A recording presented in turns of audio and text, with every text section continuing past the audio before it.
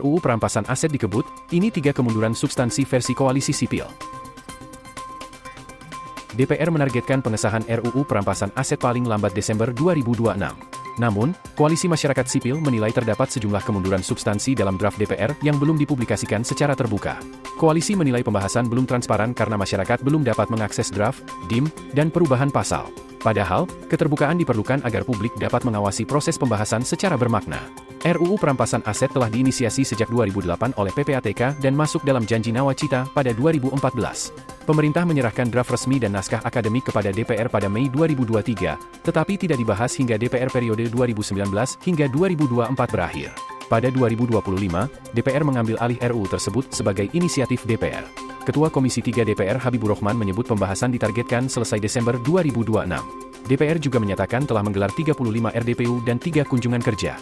Namun, koalisi menilai banyaknya pertemuan belum cukup membuktikan adanya partisipasi publik yang bermakna tanpa akses terhadap draft dan perubahan substansi. Koalisi menemukan 3 kemunduran substansi dalam draft DPR tertanggal 10 Juli 2026.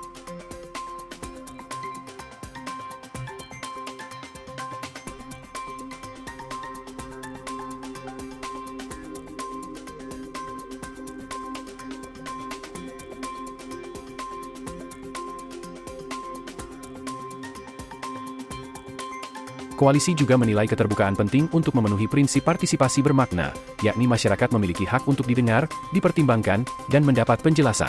Karena itu, DPR didesak membuka naskah akademik, draft resmi, dan DIM sebelum pembahasan tingkat pertama.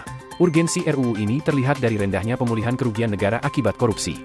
Data ICW 2024 mencatat kerugian negara mencapai Rp330,9 triliun, tetapi pemulihan hanya 4,84%. Dari 364 kasus yang dipantau, hanya 48 kasus menggunakan pasal 18 UU Tipikor dan 5 kasus menggunakan instrumen pencucian uang.